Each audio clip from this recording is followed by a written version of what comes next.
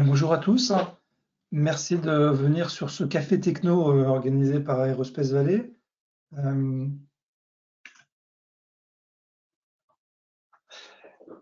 Aujourd'hui un café techno autour de la signature électronique. Donc on a repris les bonnes habitudes qu'on avait déjà initiées pendant les premiers confinements et qu'on a poursuivi depuis autour de ces webinaires un peu technologiques sur des outils qui sont pas forcément connus de tout le monde et qui rendent bien des services, comme on va le voir derrière. Et donc aujourd'hui, tout savoir sur la signature électronique avec deux intervenants à mes côtés. Moi, je suis Olivier Ropito, je suis détaché d'Atos pour Aerospace Valley et je m'occupe de la partie application spatiale et forcément aussi un peu du numérique en venant de chez Atos. Je vais avoir le plaisir d'animer ce webinaire aux côtés d'Éric Maisonnier et de Cédric Mermillot. Alors, Éric, peut-être vous pouvez vous présenter en quelques mots? Oui, bonjour, Éric Maisonnier. Donc, je suis le sous-directeur achat du CNES basé en métropole à Toulouse.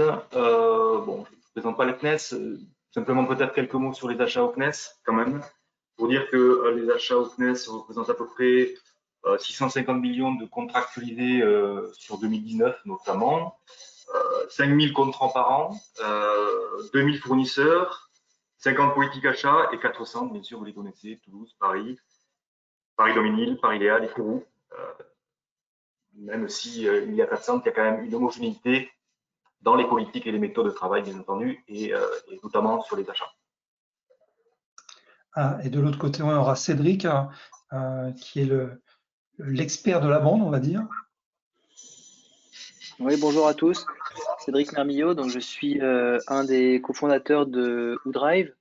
Et Woodrive, pour ceux qui ne connaissent pas, c'est un éditeur de logiciels français qui fête ses 20 ans ce matin, cette semaine. Woodrive est spécialisé dans la gestion des fichiers sensibles. Et à ce titre-là, on édite une suite logicielle autour du partage de données et du partage collaboratif, et également des solutions de signature électronique, ce qui explique ma présence aujourd'hui parmi vous. Et en tant que spécialiste de la gestion des fichiers sensibles, on travaille beaucoup avec votre secteur d'activité, ce qui explique aussi pourquoi est-ce qu'on est présent dans ce webinaire ce matin. Voilà. Alors, petite précision technique et logistique, on va dire. Les micros sont coupés, donc on va dérouler notre présentation. Néanmoins, vous pouvez poser vos questions et on vous encourage à poser des questions. On aura une séance de questions-réponses à la fin. Vous pouvez poser vos questions par écrit. Dans l'onglet questions, là, vous avez un petit onglet questions dans l'outil. Vous pouvez donc taper votre question et l'envoyer. On réceptionne ces questions pendant la présentation et on fera une synthèse de ces questions où on les posera en direct à la fin et on y répondra avec ou Cédric ou Eric à la fin de notre présentation. On a prévu 3/4 d'heure de présentation, donc avec la séance de questions-réponses. Donc, écoutez, on est parti. Alors, peut-être pourquoi ce sujet de signature électronique?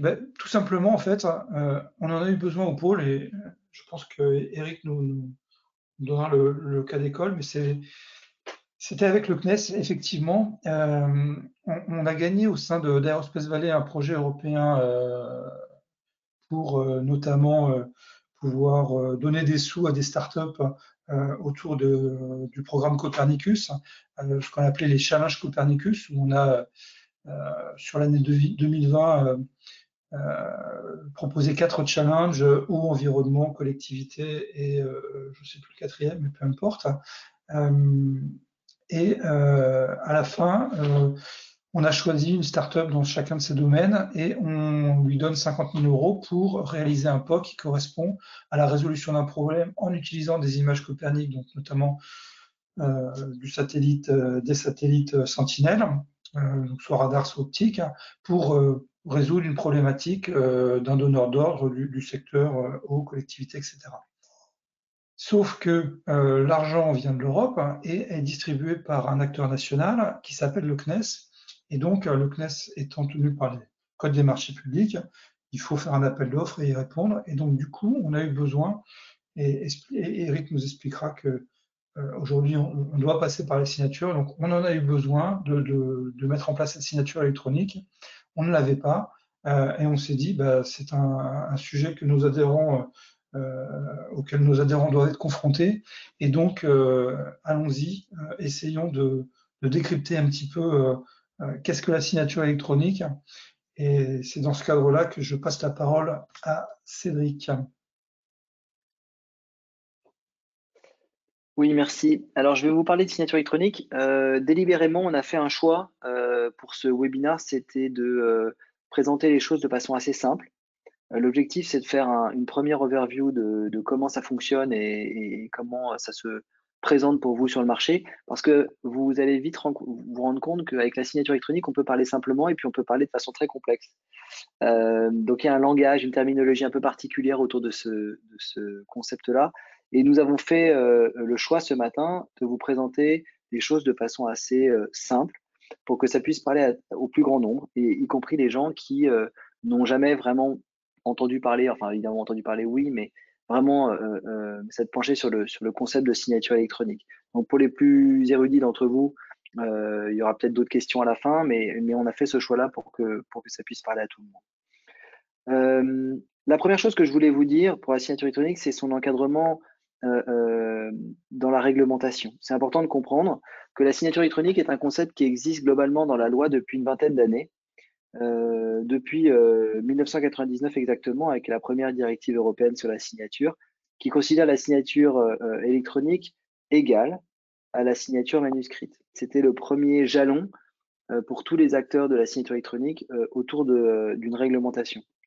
Il y a eu pas mal de jalons entre-temps, mais le plus important à retenir, c'est que après cette première partie de 99, on a eu un deuxième jalon qui était fondamental, qui est le jalon peut-être de la réglementation EIDAS. Vous en avez peut-être entendu parler.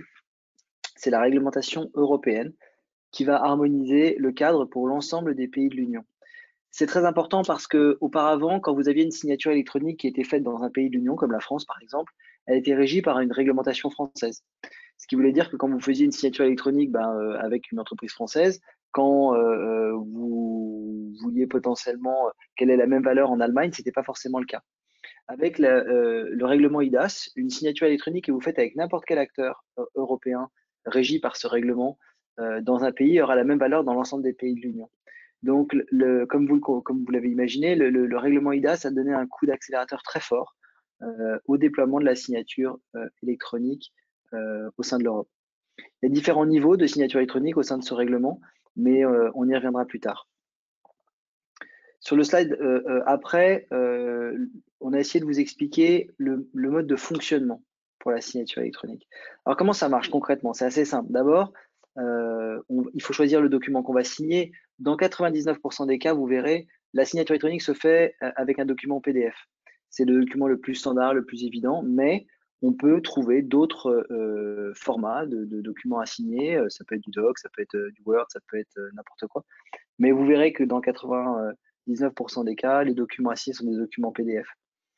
La deuxième chose très importante, c'est l'identification. On ne fait pas de signature électronique sans identifier la personne, le signataire, c'est la personne qui va signer. C'est fondamental, et cette identification, vous allez le voir au cours de la présentation, elle se fait au travers d'un certificat électronique. Et à ce titre-là, OuDrive, et c'est pour ça qu'on intervient ce matin, est le premier fournisseur de certificats qualifiés. Je vous expliquerai ce que c'est qu'un certificat qualifié tout à l'heure. Mais le certificat électronique est fondamental parce que quand vous allez vous retrouver en face d'un juge éventuellement pour prouver votre signature électronique, la première chose qu'il va regarder, c'est qui a signé et comment est-ce que je peux m'assurer que c'est bien cette personne-là.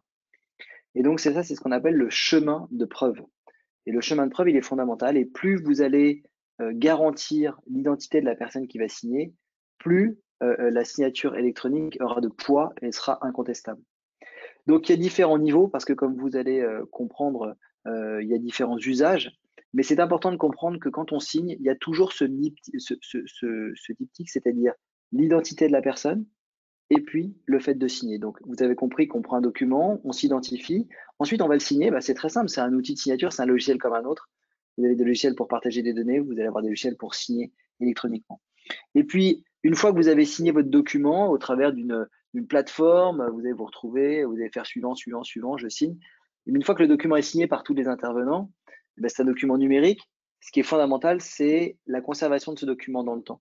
Qu'est-ce qui va faire que ce document pourra être ressorti le cas échéant comme un contrat? Donc, il va falloir penser à l'archiver. Très souvent, tout ce qui est papier, on a l'habitude de l'archivage papier. Dans l'électronique, il a fallu structurer aussi une offre autour de l'archivage électronique pour qu'elle puisse avoir une valeur dans le temps. Donc ça, c'est un dernier point très, très important. Ensuite, ce qui est important de comprendre, et ça fait écho un petit peu aux différents niveaux de signature, c'est quel type de document on va signer. Pour simplifier l'approche, quand vous allez vous retrouver peut-être dans un cas de signature électronique chez vous, c'est de vous dire, qu'est-ce que j'ai à signer? Est-ce que ce document, pour faire simple, on va élaborer en 2 familles différentes, est-ce qu'il est réglementé ou non? On va prendre 2 cas hyper simples pour le comprendre. Est-ce que, par exemple, j'ai assigné des notes de frais au sein de l'entreprise et auquel cas, vous l'avez tous compris, ce document n'est pas réglementé et a finalement assez peu de valeur, même s'il reste important, mais il a peu de valeur juridique? Ou est-ce que, par exemple, c'est le cadre d'un appel d'offres à un marché public et auquel cas, ce document est évidemment réglementé, régi par un règlement spécifique et auquel cas a une valeur juridique beaucoup plus importante. Donc, en fonction de l'importance réglementaire du document, vous n'allez pas choisir le même niveau de signature et donc le même niveau d'identification, comme vous l'avez compris. Vous allez utiliser le même outil de signature, le même logiciel, mais vous allez vous identifier de façon différente, peut-être d'une façon extrêmement simple pour des notes de frais et d'une façon beaucoup plus avancée pour des solutions réglementées. Et j'arrive du coup dans le slide d'après aux différents niveaux de signature.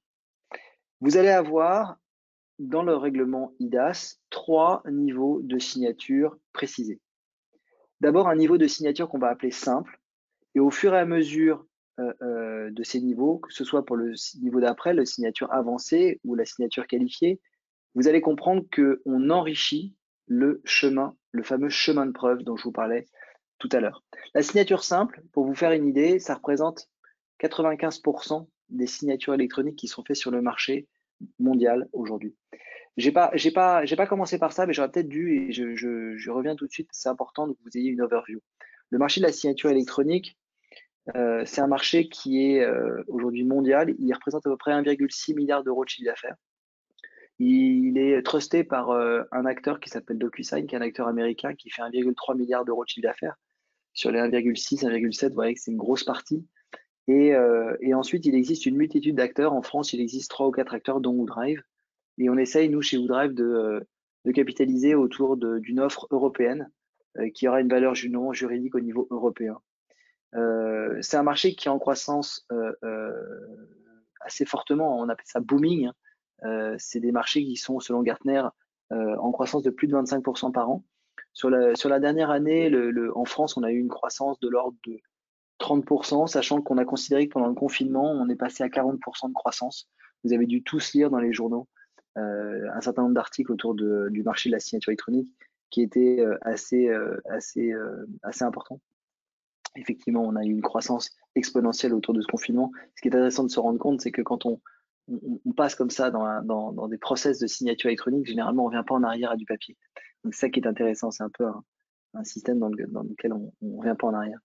Donc, je reviens à mes niveaux de signature pour vous donner un ordre d'idée. La signature simple, c'est à peu près 95% des signatures parce que en grande majorité, les États-Unis ne réglementent peu les documents, donc je vous en parlais tout à l'heure, alors que l'Europe réglemente beaucoup plus les typologies de documents. Et donc, comme le marché est fortement poussé par les acteurs américains, majoritairement, quand vous signez des documents aux États-Unis ou dans le monde anglo-saxon, vous signez avec une signature simple. Alors, qu'est-ce que c'est une signature simple? Vous avez tous dû en faire une. Vous recevez un email, on vous demande de signer électroniquement, donc vous cliquez sur l'email, ça vous envoie vers un document, vous scrollez le document et à la fin on dit signer ici, vous cliquez, vous avez signé. Vous êtes d'accord pour dire que ce niveau de signature est assez faible au niveau de l'identification, parce que finalement n'importe qui aurait pu recevoir ce document par mail, scroller le document et cliquer sur signer. Mais effectivement, le chemin de preuve qui devrait prouver l'identité de la personne signataire est assez faible. On peut améliorer ce niveau de signature simple avec un OTP SMS. Vous savez, un code spécifique que vous allez recevoir par texto sur votre portable et qui va, au moment où vous dites signer, vous êtes demandé pour augmenter le chemin de preuve et vérifier que c'est bien vous. Donc effectivement, là, c'est un petit peu plus sûr que c'est vous parce que vous avez reçu sur votre portable personnel, sur votre numéro personnel, un OTP, SMS, un code à rentrer. Donc a priori, ça alimente ce qu'on appelle alimente le chemin de preuve pour que la signature simple ait un petit peu plus de valeur. Et là, on va signer 95% des typologies de documents qui ont une valeur assez faible et qui sont non réglementés. Quand on a besoin d'aller plus loin, je vous donnerai tout à l'heure un exemple de société qui a fait de la signature avancée. On va généralement faire ce qu'on appelle du KYC, ça s'appelle du Know Your Customer, KYC, c'est-à-dire qu'on va finalement toujours être conforme à la réglementation eIDAS en vérifiant l'identité de la personne au travers généralement d'une vérification de sa pièce d'identité. Donc on va demander à la personne de scanner sa pièce d'identité. Ça peut être une carte d'identité électronique, une CNI, ou ça peut être aussi un passeport. Et on va passer par des tiers vérificateurs, des entreprises qui sont agréées par l'ANSSI et qui vont pouvoir vérifier ce qu'on appelle la bande MRZ, c'est-à-dire c'est la bande qui est sur votre pièce d'identité, et vérifier que l'identité que vous donnez est bien cohérente par rapport à l'identité que vous avez au départ dans l'outil. Et donc ça va enrichir encore plus fortement, en plus de l'OTP SMS, la signature, et on va considérer que quand vous faites un OTP SMS et que vous faites une vérification de la pièce d'identité, vous êtes dans le cadre d'une signature avancée. Et puis, vous avez un niveau encore supérieur, qui est ce qu'on appelle la signature qualifiée, pour un certain nombre d'usages qui sont obligatoires et qui nécessitent, pour signer comme ça, l'obtention par la personne signataire d'un certificat qualifié. Alors, ce certificat qualifié, qu'est-ce que c'est? C'est un certificat qui doit forcément être remis en face à face. Et c'est ça qui fait qu'on considère qu'on est sûr que c'est bien la personne qui signe, c'est que ce certificat, il a été fourni en face à face à la personne signataire. Donc, WooDrive, CertEurope, mon groupe, est le leader en France dans l'émission de ces certificats qualifiés. Il y en a à peu près 150 000 qui sont émis en France. Nous, on émet à peu près 50% de ces certificats-là.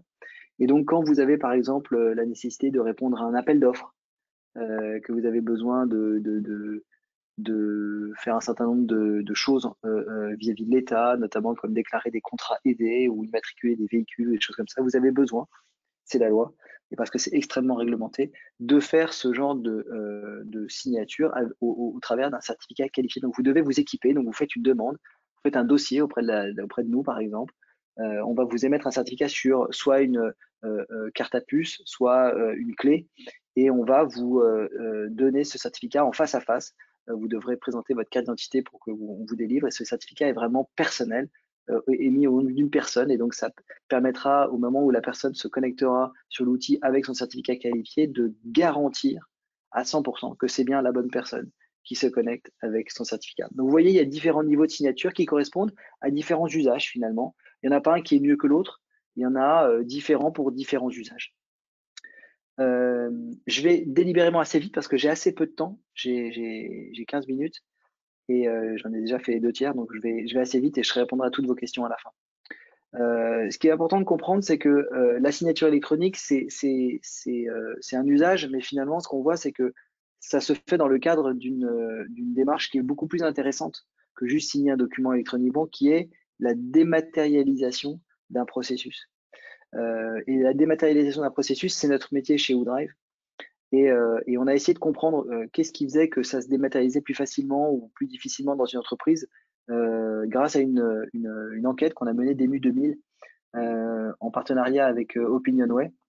Et ce qu'on a vu, c'est qu'une grande majorité des entreprises souhaitent dématérialiser et peuvent dématérialiser. Et quand elles n'y arrivent pas vraiment facilement, ce qui les dérange souvent, c'est la culture du papier. Ce qu'on voit, c'est que le principal concurrent de la signature électronique, c'est pas un logiciel A ou B, c'est vraiment le fait que les gens ont une culture papier extrêmement forte et que très souvent, ils considèrent qu'il n'y a pas mieux et que finalement, c'est bien de fonctionner comme ça. Et puis surtout, si on leur dit de passer par la signature électronique, très souvent, ils vont être obligés de se retrouver à changer un processus qui existe aujourd'hui et ça leur fait peur. Et donc, ils ont un petit peu de difficulté. Donc, ce qu'il faut retenir, c'est que la majorité des gens qui vous diront je suis pas totalement pour un processus de signature électronique ou de démat, c'est souvent des gens qui ont peur ou qui préfèrent rester avec des systèmes déjà existants. Donc, faut pas avoir peur de ça parce que il y a des transformations, mais souvent, ce qu'on fait, c'est que du coup, on élimine des tâches chronophages et évidemment à faible valeur ajoutée pour passer sur des processus qui sont beaucoup plus proactifs, beaucoup plus productifs, beaucoup plus rapides et souvent dans lesquels les personnes peuvent transformer leur métier sur des tâches à plus forte valeur ajoutée. Donc ça, c'est quelque chose qui est très important. Si je vais sur le slide précédent, encore une fois, je vais très vite, mais c'est le temps qui m'est imparti qui est très petit. Il y a énormément de bénéfices à passer à un processus dématérialisé et à la signature électronique. Tout le monde, les différents bénéfices que vous voyez sur le slide, que ce soit du temps, plus de sécurisation, plus de simplification, plus de conformité, signer mieux, plus rapidement, de façon moins chère et plus écologique, tout le monde les retient. C'est-à-dire que c'est pas, tiens, on l'a vu dans telle entreprise, ça s'est passé comme ça et du coup, dans toutes les entreprises qui sont passées à ces systèmes-là, on voit que ça fonctionne bien. 71% des entreprises nous disent que de façon objective, le principal gain, c'est un gain de temps. C'est assez logique. Si je vous envoie un document ou si on fait passer un document dans une entreprise à faire signer à 10 collaborateurs, si je vous l'envoie électroniquement en une seconde, un processus de signature, ça va plus vite que si je vous fais passer un papier. Ça, c'est assez évident. Donc, bon, voilà. Ce qui est intéressant, c'est que à peu près le même pourcentage de gens, à peu près de 70%, considèrent que c'est plus simple. Et c'est là où je pense qu'il faut qu'on fasse attention, c'est que souvent les gens ont peur. Ont peur parce que un processus où j'avais juste à signer sur un papier, on me dit qu'est-ce que je vais recevoir un document. En fait, c'est plus simple encore. C'est encore plus simple. Donc il ne faut pas avoir peur de ce processus-là. C'est vraiment un processus qui se fait extrêmement bien. Et alors ensuite, quand on dans l'étude, quand on demande le taux de satisfaction de la solution sur 10, on obtient 9,5. Donc on voit qu'aujourd'hui, il y a pas de gens qui disent qui sont pas contents une fois qu'ils ont passé le cap. Donc il faut pas avoir peur d'y aller. Évidemment, j'insiste quand même sur 2-3 choses.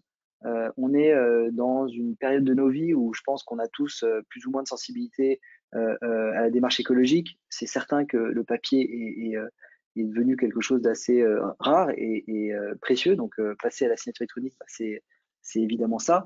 Derrière, tous les gains qui sont classiques, qui sont des gains de temps, des gains de productivité, des gains de simplicité, mais aussi des gains de conformité. Aujourd'hui, rien n'est plus finalement sécurisé que de signer électroniquement versus une signature papier que n'importe qui pourrait falsifier ou pourrait copier.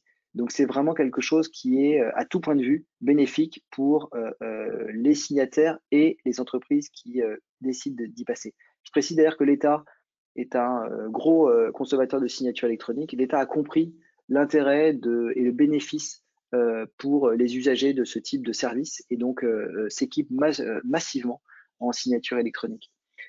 Pour terminer ma partie, 3 exemples, mais je vais passer sur 2 parce que j'ai pas assez de temps malheureusement. Je vois que le temps file. 3 exemples pour expliquer comment est-ce qu'on peut. Si tu as besoin, Cédric. D'accord, ok. 3 exemples donc assez intéressants. Le premier, c'est UGC.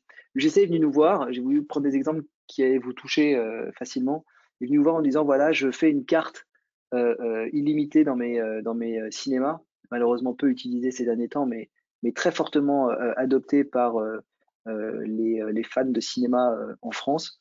Et cette carte UGC, elle permet du coup d'avoir accès à l'ensemble des séances dans les ciné-stores UGC. La difficulté, c'est que vous avez des restrictions liées aux différents programmes proposés. Notamment, vous avez des programmes interdits aux moins de 16 ans, aux moins de 18 ans. Vous avez tout. Et donc, on ne peut pas se permettre de vendre cette carte UGC en ligne sans avoir connaissance de la personne qui souscrit. Et donc, ils ont mis en place une signature avancée avec scan de la signature de la carte d'identité ou du passeport, scan donc de la bande MRZ qui permettait à UGC de valider et de vérifier l'âge de la personne et donc de lui fournir une carte adaptée en fonction de ses différents usages possibles. Et c'est grâce à ça qu'ils ont pu mettre en place ce système-là. Ils ont vu qu'en gros, un dossier qui était avant traité, parce que ça existait avant la signature électronique, ces cartes UGC, il était traité en une vingtaine de minutes. Aujourd'hui, il est passé à 2 minutes. Donc, c'est beaucoup plus simple. Surtout qu'en plus, quand on achète généralement ce nombre de cartes, c'est parce qu'on se dit qu'on a envie d'aller au cinéma, on a envie d'utiliser tout de suite ce document. Donc, on peut facilement, parce que le KYC, la vérification, elle se fait en l'espace de quelques secondes. Donc, on peut passer à une carte UGC illimitée qui peut être émise tout de suite versus un abonnement disponible sous 48 heures. Donc ça, c'était intéressant. Et du coup, comme tout ça se fait de façon plus simple, plus productive, ils se sont rendus compte que les quantités de vente en ligne étaient beaucoup plus importantes au travers d'un processus dématérialisé qu'un processus matériel. Donc, vous voyez comme finalement tout le monde peut être content, c'est-à-dire l'utilisateur est heureux parce que c'est plus simple, c'est plus rapide et il peut en bénéficier tout de suite. Et l'émetteur est aussi extrêmement plus heureux parce qu'il a l'impression d'avoir fait les choses bien, en ordre de bataille, et de finalement ne pas avoir fait travailler des gens à vérifier des dossiers avec des copies de pièces d'identité. C'est des tâches à finalement faible valeur ajoutée, pour passer à un système complètement automatisé et pouvoir mettre les gens à faire des tâches qui ont beaucoup plus de valeur que ça. Le deuxième cas qui est très très intéressant, je le prends parce que il est Lynxea, il est dans le business de documents réglementés. Lynxea, c'est un pure player de l'assurance vie en ligne. Ils ont 22 000 clients qui sont Madame Michu, Monsieur Tout le Monde, qui décide d'ouvrir et de souscrire un contrat d'assurance vie. Ils n'ont pas pignon sur rue, Lynxea. C'est le plus gros pure player français. Je dis 22 000 souscripteurs, près de 2 milliards sous actifs, donc c'est un gros acteur. Et qui avait avant fonctionnait parce que c'est l'ouverture de contrats d'assurance vie avec finalement un processus complètement matérialisé avec une équipe de 35 personnes qui était basée à Ajaccio et qui recevait toute la journée des dossiers papier à traiter pour vérifier l'ensemble des identités des personnes pour ouvrir des contrats d'assurance vie auprès de différentes compagnies d'assurance. Ils sont passés avec nous à un processus de signature électronique.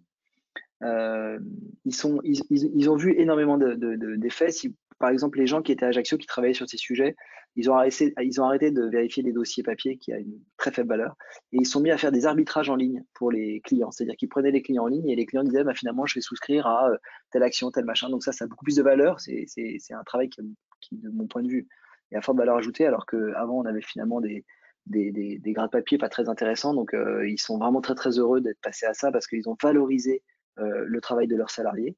Donc ça, c'était un premier point que je trouve très très intéressant. L'automatisation, la digitalisation ne veut pas dire forcément perte d'emploi, ça peut dire transformation d'un emploi derrière. Donc ça, c'est très intéressant. Ensuite, ils se sont rendus compte que leurs clients étaient beaucoup plus satisfaits parce que c'était beaucoup plus automatisé, beaucoup plus fluide, beaucoup plus simplifié. Ils ont vu 30% de l'augmentation du taux de transformation. C'est assez classique. Quand on utilise un système de digitalisation et de signature électronique en ligne, on va beaucoup plus vite. C'est-à-dire que quand on veut souscrire son contrat, on rentre dans un tunnel, ce qu'on appelle un tunnel de souscription, et finalement, on va jusqu'au bout du tunnel, la majorité des cas. Alors que si à la fin du tunnel, on vous dit, voilà, vous avez donné l'ensemble de vos informations, maintenant, merci, vous allez recevoir par papier sous 8 jours un document à remplir et à nous renvoyer, vous voyez qu'il y a une cassure dans ce tunnel de souscription, et donc il y a des grands risques de perte du prospect. C'est-à-dire que le client peut potentiellement passer à autre chose, décider de passer à autre chose. Donc ça, c'est très intéressant. Et puis derrière, c'est souvent le facteur clé de succès principal de la signature électronique, c'est qu'ils ont augmenté très sensiblement le volume des contrats signés.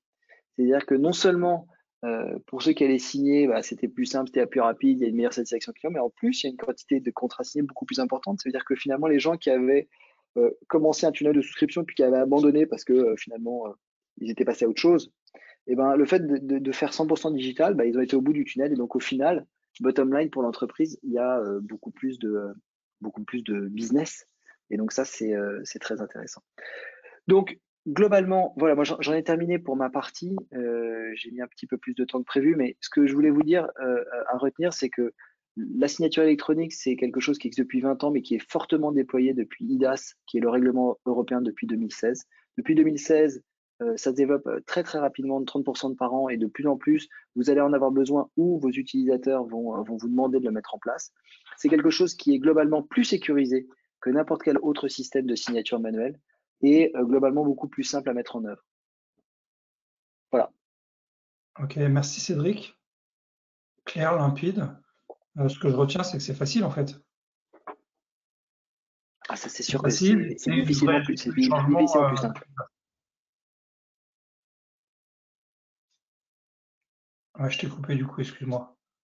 Non, ce que je vous disais, c'est que c'est effectivement extrêmement simple et que n'oubliez pas que les majorités des gens, j'ai pas eu le temps de vous expliquer, parce qu'on a eu beaucoup d'entreprises qui ont fait appel à nous pour mettre en place des procédures de signature ou des maths, et dans 50% des cas, ça se met pas en œuvre. Et donc, c'est très intéressant de comprendre pourquoi. Et j'ai pas eu le temps aujourd'hui de vous expliquer, mais si je voulais simplifier, les 3 quarts du temps, ça se met pas en œuvre parce qu'il y a une personne dans le processus qui a peur ou qui ne veut pas changer. Et donc, c'est pour ça que quand vous mettez en place une procédure de signature électronique, n'ayez pas peur de nommer une personne responsable de ce projet au sein de la direction générale, une personne qui va décider de faire changer un processus de façon, ça peut commencer par un petit processus simple, hein, et qui a la capacité justement de parler au nom de la direction générale pour le transformer. Si vous attendez de ce que chacun, enfin, si vous attendez dans un projet aussi transverse qu'une des maths, que tout le monde soit d'accord, ça prend un peu plus de temps. Donc, mon conseil, c'est d'avoir un souhait de la direction de changer quelque chose et puis ensuite de nommer un responsable de cette transformation qui va accompagner les gens et leur expliquer que c'est simple.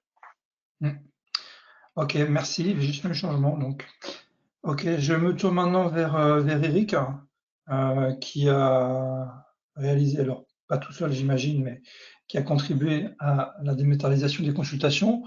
Et alors, du coup, est-ce que c'était facile et comment vous avez fait? Alors, bonjour à nouveau. Effectivement, moi j'ai été très heureux quand vous nous avez sollicité pour témoigner sur l'utilisation de la signature électronique.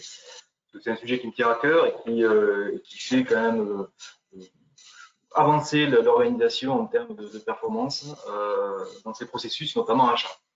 Bon, je disais tout à l'heure qu'effectivement, c'était quand même assez emblématique hein, chez nous l'utilisation de la signature électronique, puisque nous avons en signature à peu près 5000 contrats par an. Donc on voit bien l'utilité d'une telle signature électronique et d'un processus amélioré et digitalisé.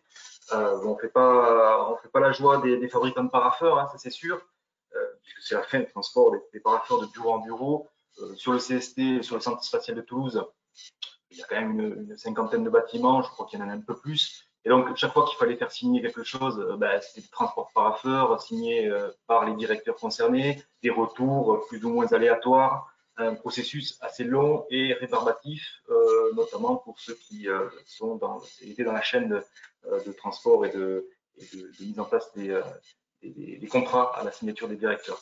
Donc, peu à peu au CNES, et depuis quelques années déjà, une signature électronique mise en place pour signer les contrats.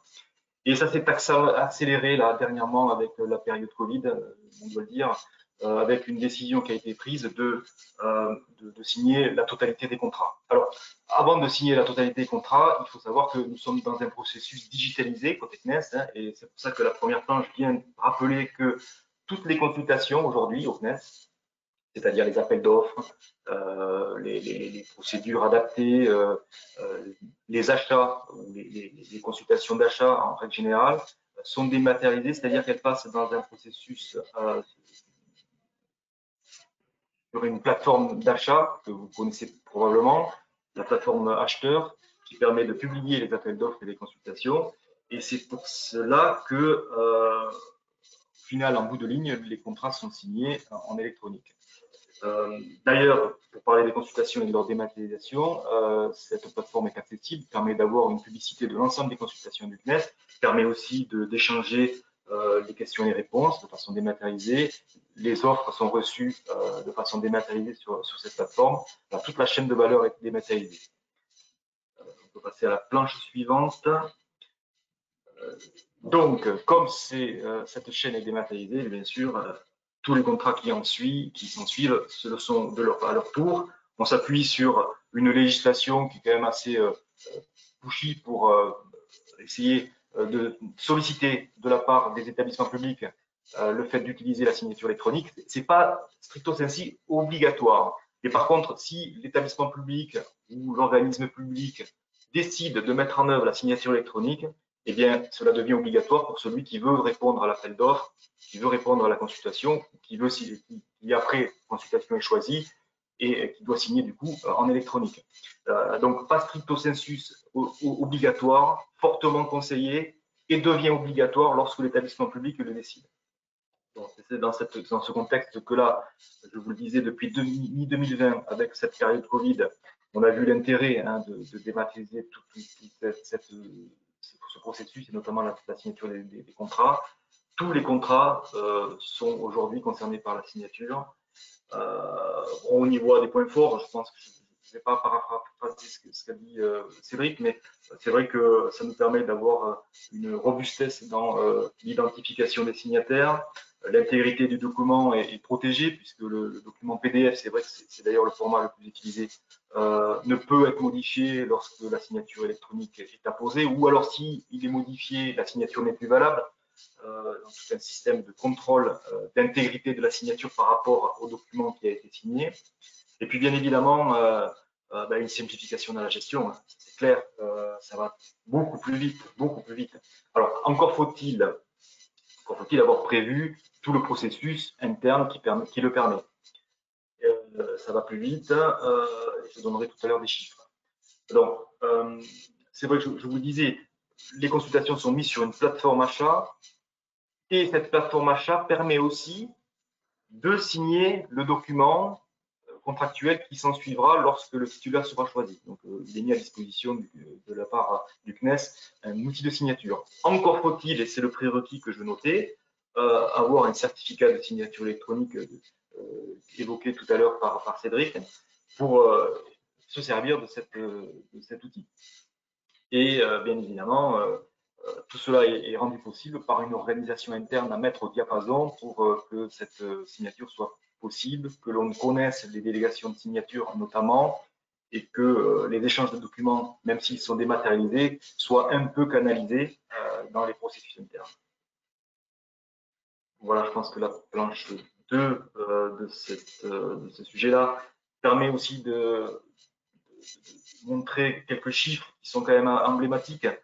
Sur 2020, alors que la signature électronique n'était pas encore complètement concernée, enfin, ne recouvrait pas tout le périmètre technique des achats, on était déjà bien avancé et nous avions donc fait des statistiques pour savoir que finalement 50% des marchés émis par le CNES sont signés en moins de 10 jours. C'est-à-dire qu'il y a un aller-retour, le CNES signe le marché, l'envoie au titulaire, le titulaire le signe, le renvoie au CNES et le CNES notifie aussi de façon électronique.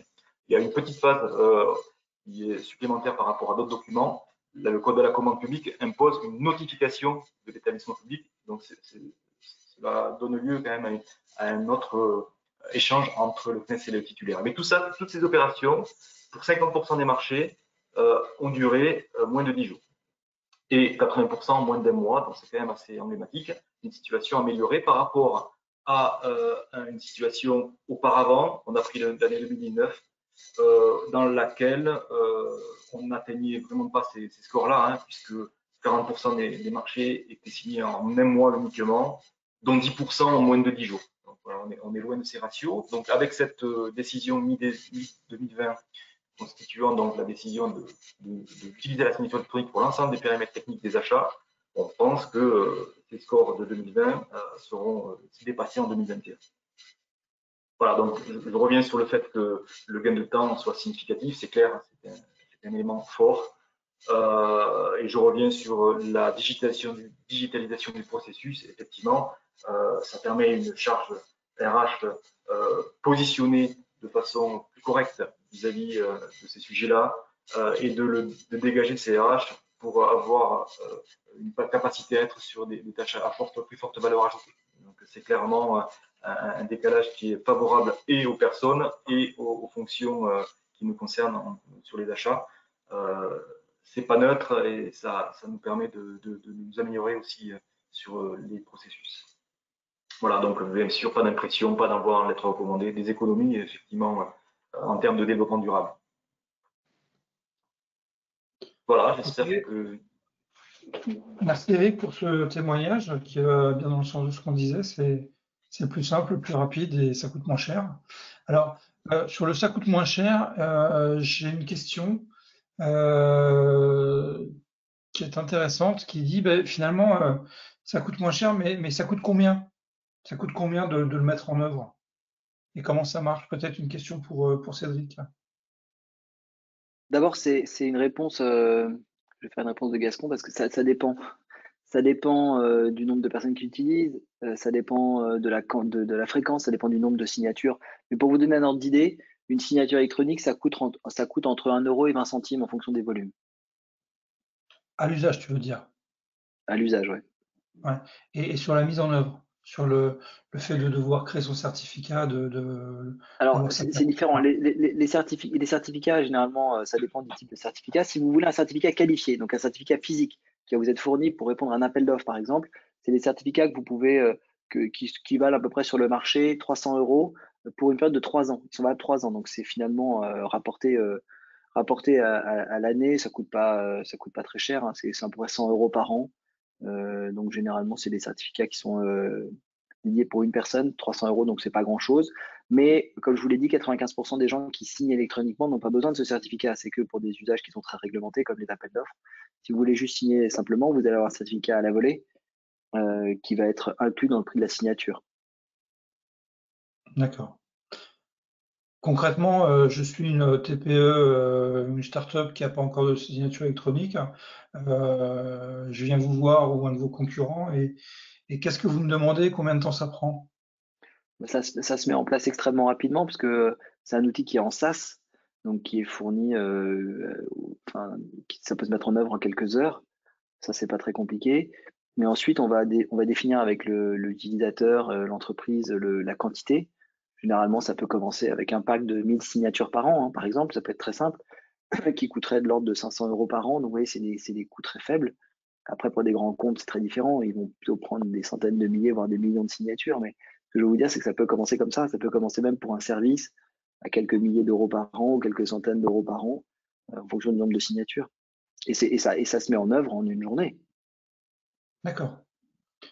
Donc du coup, ma question que j'avais peut-être pour Eric, je suis une start-up et je ne savais pas que la signature électronique existait et j'ai gagné une RT CNES, j'ai été voir un chef de service, je lui ai vendu mon idée et j'ai répondu au livre bleu et tout va bien et j'ai une presta de, allez, disons, 50 ou 100 K, mais j'ai pas de signature électronique, comment je fais? Alors, à part aller voir Cédric, et je l'ai dans la journée, j'ai compris, mais si je ne le sais pas. Ouais, bon, il nous arrive effectivement d'avoir ces cas de figure. Euh, pour les nouvelles sociétés qui travaillent de façon très récente avec le CNES, pour la première fois, on a vraiment une tolérance. C'est-à-dire qu'on va exiger quelque chose qui peut-être est de l'ordre de l'instruction à mettre en œuvre côté de la société et qui peut prendre un peu de temps. Donc on accepte de revenir malgré tout à la signature manuelle, même si on essaie d'éviter quand même, parce que du coup, ben, on perd du temps. Et puis si la signature manuelle est comment dire, impassable pour la société, ben, il faut aussi que le CNES signe de façon manuelle. Donc, on fait un pas en arrière, chacun d'entre nous, pas forcément souhaitable dans la continuité de la relation avec la société. Donc, tout de suite, on dit, bon, pour cette fois-ci, OK, c'est un cas exceptionnel. Regardez plus avant pour vous approvisionner en signature électronique, ça vaut le coup. On essaie d'être prosélyte sur le sujet en disant que vraiment, sur la chaîne de valeur, il n'y a pas mieux quoi, hein, pour aller plus vite et pour faire mieux. Ok. Alors, j'ai eu quelques questions, mais on en a répondu. J'ai une remarque sur la plateforme qui semble compliquée quand même, alors notamment la soumission des appels d'offres au CNES. Ça reste compliqué, visiblement. Bon, là, je Alors, pense bah, que... ouais, je peux répondre. Vas-y, Elle bien est, sûr. elle est, elle est, elle est ce qu'elle est. Elle est ce qu'elle est. Effectivement, on peut penser qu'elle puisse être moins compliquée comme vous le dites. Je pense pas que ce soit le mot d'ailleurs, hein. C'est une plateforme qui existe par ailleurs et qui est utilisée sur l'ensemble des organismes d'État pour passer les appels d'offres. Bon, il faut effectivement pratiquer pour comprendre. Ok, je prends note. Je pense pas qu'on la change tout quand même. Ouais, c'est plus une remarque connexe que liée à la signature électronique, je pense. Ouais. Ok. Peut-être Cédric, rappeler alors sur un niveau plus avancé, là, les 5 conditions pour la signature électronique. Moi, j'avais noté authentique, infalsifiable, non réutilisable, inaltérable et irrévocable. Tu Oui, après ça, veux. c'est un peu du marketing, hein. C'est c'est ce que j'expliquais tout à l'heure, et là on rentre dans des termes un peu complexes. C'est ce que je disais en introduction. Finalement, voilà, c'est ce que tout à l'heure on a dit, hein, je sais plus qui l'a dit, mais on utilise du document PDF. Une fois que le document est signé, il est signé avec un certificat plus ou moins fort, et donc qui fait que on a la certitude que le chemin de preuve est élevé et que la personne est bien le bon signataire. Euh, Alors, tu peux quand peut-être une- rappeler, parce que j'ai une demande, rappeler la différence entre la signature avancée et la signature qualifiée, justement sur Oui, ce chemin. la signature avancée, c'est que c'est plutôt que d'avoir juste un OTP SMS pour vérifier que vous recevez sur le téléphone, on va en plus, pour alimenter le chemin de preuve, on va en plus vérifier votre identité au travers d'un tiers vérificateur qui va vérifier votre pièce d'identité. Vous allez scanner votre pièce d'identité, vous allez prendre une photo avec votre portable qui va être scannée dans le chemin de signature. On va vous demander merci de scanner votre pièce d'identité et de l'envoyer. Un peu comme vous faites du drag and drop, vous l'envoyez, et le tiers vérificateur qui est agréé par l'ANSSI validé par le règlement IDAS, va vérifier que la bande MRZ de votre pièce d'identité correspond bien à vous. Et donc, il va vérifier votre identité en plus. Donc, le chemin de preuve sera plus important. Et auquel cas, on considérera que le processus global de signature là sera une signature avancée.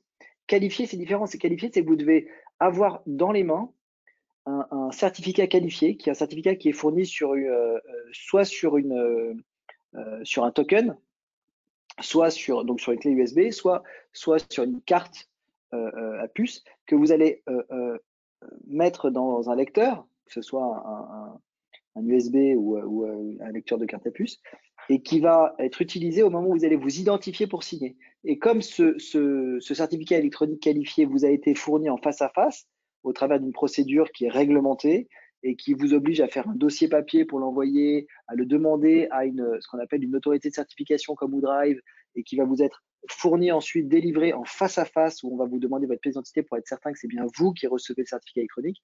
On aura, dans ce cadre-là, quand vous utilisez ce certificat électronique, la certitude que c'est bien vous le signataire, et donc c'est le niveau de signature le plus élevé qui existe. On pourrait imaginer, pour bien comprendre la différence entre l'avancé et le qualifié, on pourrait imaginer que dans l'avancé, tout ce que vous faites, c'est-à-dire l'OTP SMS avec votre portable ou l'upload de votre pièce d'identité, pourrait être fait par la personne qui est à côté de vous et qui vous a piqué dans votre portefeuille votre pièce d'identité. Donc, c'est déjà quand même assez sûr que c'est vous qui signez, mais on pourrait imaginer quelqu'un qui falsifie parce qu'il est dans il est dans votre bureau à côté de vous et qui vous a pris ces éléments. Quand c'est un certificat qualifié, c'est impossible parce que le certificat qualifié, il est personnel et il est donné en face à face, un petit peu comme si on vous donnait un élément totalement personnel qui sera systématiquement dans votre poche. Et donc, quand vous l'utilisez, on sait que c'est vous qui l'utilisez. Et en plus, il y a un code spécifique qui est donné dans le certificat. Donc, même si jamais vous sortez du bureau et que quelqu'un prend votre certificat qualifié, qu'il le plug à son ordinateur, il ne peut pas l'utiliser parce que pour l'utiliser, il faut un code personnel que seul vous connaissez. Donc, c'est la vraie différence entre le niveau avancé et qualifié. Mais encore une fois, le niveau qualifié, qui est quand même un petit peu plus contraignant, vous l'avez compris, parce qu'il nécessite de demander un certificat qualifié à une autorité de certification comme ODrive, ça n'est que dans le cadre de documents extrêmement réglementés, comme notamment, on en parlait tout à l'heure, les appels d'offres. Ouais.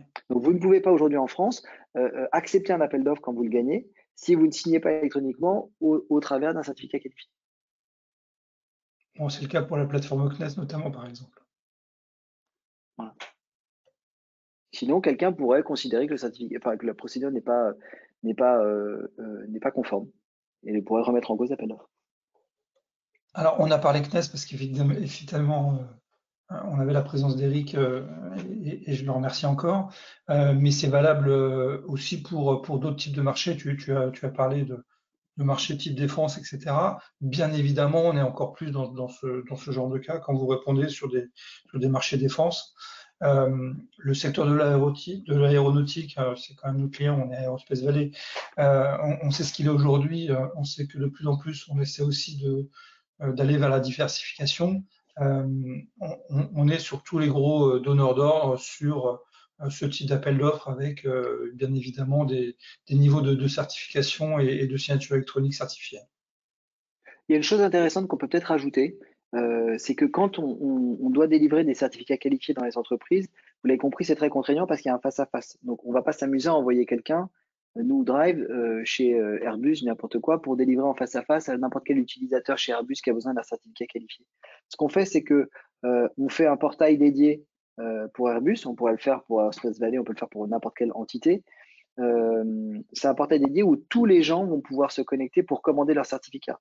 Donc, ils vont commander leur certificat au travers d'une procédure qui est simplifiée, qui est la même pour tout le monde, sur la base ça peut être sur un extranet, un intranet, peu importe.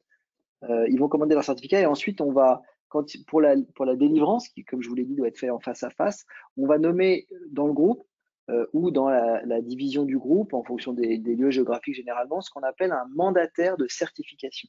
C'est-à-dire, c'est quelqu'un que nous, on va voir, à qui on va faire signer une charte et qui est une personne qui va avoir la responsabilité de délivrer en face à face dans le groupe. Ça peut être une personne de l'IT, ça peut être une chose comme ça. Et c'est cette personne-là qui va valider que le certificat est bien fourni en face à face. Donc, on a des procédures simplifiées qui permettent de délivrer des certificats qualifiés dans les grands comptes, et notamment dans votre secteur, qui est un secteur qui est extrêmement réglementé, sur lequel on a besoin d'un très haut niveau de sécurité et de confidentialité. Et donc, dans ce cadre-là, on travaille généralement au travers d'un portail qu'on met à disposition de ces clients-là ou de ces groupements de clients pour pouvoir facilement avoir un seul point d'entrée pour commander ces certificats qualifiés. D'accord, donc concrètement, ça peut être un service qu'on pourrait offrir à nos membres en Tout à devenant fait. mandataire délégué, c'est ça? Exactement, c'est-à-dire que vous pourriez avoir sur votre outil interne qui permet à vos membres d'utiliser vos services un outil, un portail de commande. Donc, c'est un portail qu'on vous montrerait, qui serait complètement à vos couleurs et qui serait un portail de commande pour n'importe quel utilisateur qui a besoin d'un certificat qualifié, et ils en ont beaucoup besoin. Et donc, plutôt qu'ils le fassent un peu chacun dans leur coin, ce qui n'est pas forcément hyper bien foutu et surtout pas forcément facile à gérer, vous pourriez centraliser ce besoin. Et ensuite, c'est vous qui feriez la délivrance en face à face aux différents utilisateurs. Ouais, donc clairement le faire à Toulouse ou à Bordeaux plutôt qu'à Paris. On pourrait en faire un à Toulouse, à Bordeaux, à Paris, on peut les faire partout. En fait, c'est pas grave. On pourrait avoir un mandataire à Toulouse, un mandataire à Bordeaux, un mandataire à Paris, dans les différents sites, j'ai entendu tout à l'heure. C'est assez simple en fait, c'est même extrêmement simple, mais ça permet de centraliser. Le plus gros besoin, c'est pour vos utilisateurs, c'est de centraliser l'endroit où ils vont commander leur certificat. Aujourd'hui, ils le font n'importe où. Aujourd'hui, il y a 3 acteurs en France qui proposent des certificats qualifiés, dont Drive, comme je vous l'ai dit, on est leader, on a 50% du marché. Nous, on est les seuls à proposer justement cette méthodologie-là. C'est-à-dire de dire, comme on travaille, nous, on est surtout l'acteur qui bosse avec les entreprises, parce que les autres acteurs sont des entreprises plutôt publiques, les chambres de commerce notamment, ou le groupe La Poste. Et donc, c'est 2 autres acteurs. Et donc, eux, ils travaillent plus avec le domaine public. Nous, on travaille beaucoup avec les entreprises. Donc, on a développé un service pour que les entreprises puissent facilement se faire déployer des flottes de certificats qualifiés. C'est pour ça que je vous en parle, parce que c'est simple. Ok, je le retiens et dans les échanges là, alors, mea culpa, j'ai oublié de changer de slide pendant qu'on posait des questions, mais alors d'abord je tiens à vous dire que la présentation sera disponible. Tous ceux qui sont connectés vont recevoir un lien pour recevoir cette présentation et pour avoir accès au replay qui sera disponible d'ici quelques jours sur la chaîne YouTube d'Aerospace Valley. Et vous retrouvez donc nos adresses mail à tous les trois afin de pouvoir éventuellement, si vous avez besoin, de nous poser des questions. Et je vous invite moi aussi à- à ne pas hésiter à nous dire si ça vous intéresse qu'on puisse devenir. Voilà, sur une question de Rémi sur faut-il se déplacer à Paris pour avoir la délivrance? Ben, pour l'instant, oui, c'est ce que j'ai compris. Mais si Si on on veut un devenait certificat mandataire, qualifié, effectivement, c'est ça le problème. C'est-à-dire que pour l'instant, oui, mais en une semaine, on pourrait mettre en place un système. Quand je dis une semaine, ça pourrait se faire en 2 jours, mais c'est juste généralement le temps que ça prend, généralement dans une entreprise. On met en place le portail, ça c'est quasiment automatique, et ensuite on fait signer, on choisit le mandataire dans les différents sites, et le mandataire reçoit directement les certificats et vous les délivre en face à face. Donc ça pourrait se faire je sais pas, en une semaine, ça pourrait être implémenté. C'est assez standard, hein. Écoute, je note l'idée en tout cas. Je vais voir si ça peut être un service qui pourrait intéresser nos membres. Et puis Vous voyez, par éventuellement, exemple, ça, c'est un truc que je te donne l'exemple. Dans une autre entreprise dont je tairai le nom, qui est une entreprise du CAC 40, ils se sont rendus compte qu'il y avait à peu près 1000 certificats qualifiés par an qui étaient commandés et chaque service les commandait de son côté. Donc, ils se connectaient sur le web, ils cherchaient des fournisseurs. Donc, il y avait, comme je vous dis, les 3 fournisseurs principaux qui font 99% du marché. Et les gens commandaient en one-to-one, donc ils demandaient la carte bleue du responsable du département pour faire son truc. Puis après, ils allaient le chercher dans un lieu de délivrance, comme les greffes des tribunaux de commerce, les postes, les machins. C'était assez contraignant. Et puis un jour, on a réussi à centraliser ça avec eux. Et depuis, bah, ça a fortement, d'abord, ça a permis d'avoir des achats groupés. Donc, bah, pour Eric, il comprend comment ça marche. C'est quand même beaucoup plus intéressant, on peut avoir des prix beaucoup plus intéressants au niveau du groupe. Même si c'est 300 € le certificat, bah, quand on en prend 1000 par an, bah, c'est quand même des montants importants. Donc, on peut avoir des meilleurs prix d'achat. Et puis surtout, ça a fortement simplifié les choses et permis aux utilisateurs de s'équiper de façon automatisée et beaucoup plus rapide. Parce que quand on a un portail comme ça, bah, le portail va vous rappeler que votre certificat va s'arrêter 2 ans et demi après, dans 6 mois. Donc, ça vous rappelle qu'il faut commander de nouveaux certificats. Donc, voilà, c'est une démarche plus proactive, plus professionnelle que de laisser n'importe qui à droite à gauche faire cette demande par-ci par-là, quoi. On est en train de parler quand même de certificats électroniques qualifiés, ce qu'on considère comme quand même comme presque une carte d'identité électronique pour faire des choses. C'est encadré par l'ANSSI. Il n'y a que quelques autorités de certification, les fameuses AC en France, dont WooDrive. En gros, il y en a 5 en France, mais il n'y en a que 3 qui vraiment fournissent des certificats électroniques qualifiés. Donc, il y en a pas beaucoup et c'est parce que c'est très contraignant. Nous sommes audités chaque année pour pouvoir le faire. Et on a finalement un droit qui nous est délivré par l'État pour avoir le droit de faire ce genre de choses. Et donc, c'est quand même quelque chose d'important, hein. Le certificat qualifié, c'est pas n'importe quoi. Il faut pas le prendre à la légère et laisser les utilisateurs dans les entreprises se débrouiller eux-mêmes pour s'équiper, c'est pas idéal. Donc, je vous engage à adopter une démarche proactive et professionnelle. Ok, ça sera le mot de la fin. Merci Cédric, merci Eric, merci à tous les participants d'être restés jusqu'au bout, parce que je vois qu'il y a encore un nombre actif de participants, d'avoir posé des questions. Et puis, comme je vous le disais, vous pourrez retrouver le replay et la présentation sur le lien qui va vous être adressé d'ici quelques jours, voilà, par mail, avec le mail dont vous êtes servi pour vous inscrire. Merci à tous, à bientôt, au revoir. Au revoir.